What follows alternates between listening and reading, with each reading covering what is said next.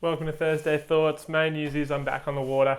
My X-ray, the initial X-ray didn't show the full picture. Got another X-ray and it's been much less damage than I originally thought. So I've foaled twice now. So it's only been about three weeks out of the water. I'm back into it. So stoked. New habits. I'm going to keep doing them towards the Hawaiian race season. So see how we go with that. But I'm pretty pumped.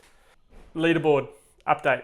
I launched it way back in January and sort of the 2024 launch. Got the wheels in motion to talk about the idea and got a bit of a committee together, and they've really helped a lot. So thank you to all those involved.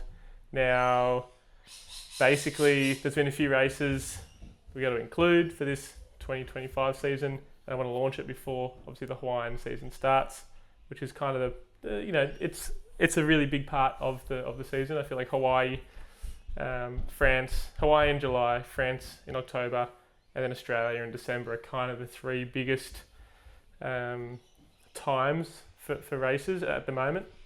But other ones to include that have happened this year, Z Race, the Northern Beaches Race, the Med Gliders Roka Cup, Barcelona, and then Oahu Foil had a pretty big race just last weekend as well. So a few that I want to include.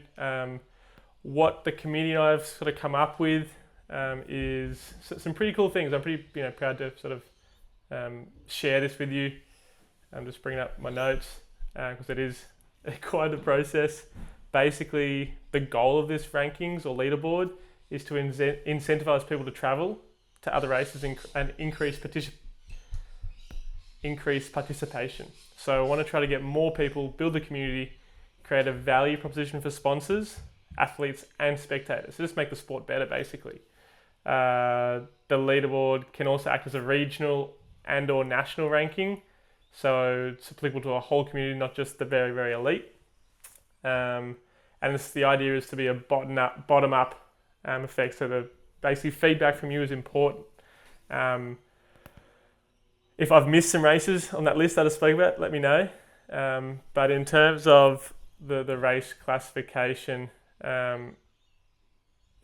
basically we got three main regions, like Hawaii / sort of Americas, so the Canada, US, South America. That's sort of one zone. Europe is another zone, and then Australia is the other. I'm just going to list the races. So there's the Foil Surf Race League, Pensacola. They had a little diamond race there, and that's going to be a bronze. They got M2O, that's going to be platinum, M2M, platinum, Paddle-A-Mua, platinum. They're the three biggest races. Voyager race is going to be gold. John Hearns races, so the Oahu 4 races, they're silver or bronze based on participation. The more people, the higher the level is going to be. The Gorge race, it's back this year. We want to class that as a gold event. And then Molocabra down in Brazil, that's a silver.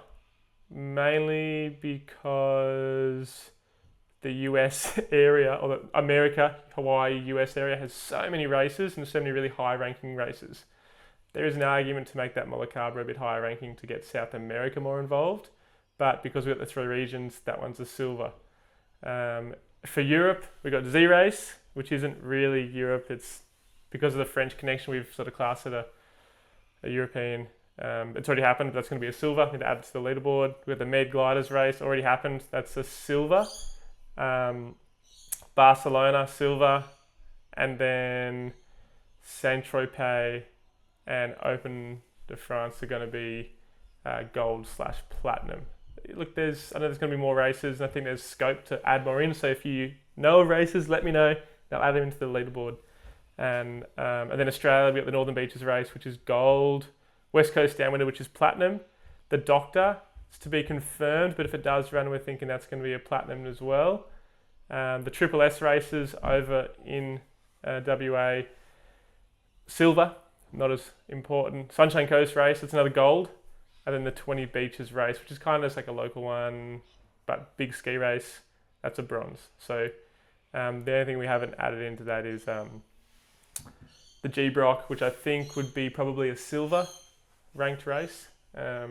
Big local one, but clashes with Molokai, Hawaii race season, which is a bummer. In terms of weighting, obviously platinum is 4 times, gold is 3 times, silver is 2 times, and bronze is 1 times. That's how the scoring works. The higher up you get, the more points you get. The lower, it's not one. First gets 1. It's first gets 100. Second gets 80.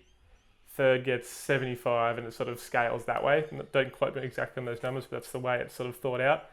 Bigger points for coming first, basically. Scaled point system incentivizes placing well. We also discussed, we kept it with best 5 results, but we wanted to incentivize travel. So you can have 5 results from your hometown, like your local spot, your local region.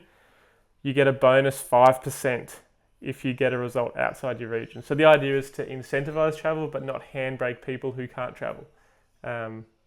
This could be called the Edo rule, because he's the one who currently can't travel because of his green card, and he's crushing it. He should have won 2024, like I said last time. I think if I'd added all the races up, he does win. I missed the wet feet race, and he had a really good result there, which would have bumped him up, given the required race results. But yeah, that's the main thing. I just want to sort of restart the conversation on the leaderboard and see what people think. I think events have stepped up the professionalism of events, good coverage, results are up, and more people are doing it. So I'm really excited to see downwind foiling growing, and I want to try to do my bit to help grow that, because I'm really passionate about it, as I'm sure you can hear. On top of that, just released a downwind foil course, an updated version, 2025 version. The last downwind foil course I'd done was 2021. So while I had done updates, the bulk of the course was from then. Times have changed a lot. 4 years, the courses has changed. The course has changed, the equipment's changed, our theories have changed. So if you're looking to learn to downwind foil, definitely check out the Coach Casey Club new downwind foil course. Is going to get you going. Sort of, your best chance, plus weekly coaching calls, plus a Facebook community with lots of people doing the same thing. It's a good way to do it, and it's tried and tested. Lots of people are doing it. Lots of people that are racing and getting really good results on that leaderboard have done it. Edo Tanis, John Mann, the list goes on. Dave West, Josh Koo. There's been some. I'm stoked that I've been able to help these crew, and now I'm competing against them. So check out the Coach Casey Club if you haven't already. But yeah, they're my Thursday thoughts for this week, a little bit longer, but I hope you guys enjoy it, and I'll speak to you next week for the next edition, when I'll be up at Point Plumber doing a Code Foils demo and competing in the Foil Fest. Could be a downwind foil race there too, but also some some foil course races, and definitely some surf foil and surf foil assist events, competitions. So yeah, that's the week. Thanks everyone for tuning in, and I'll speak to you guys soon.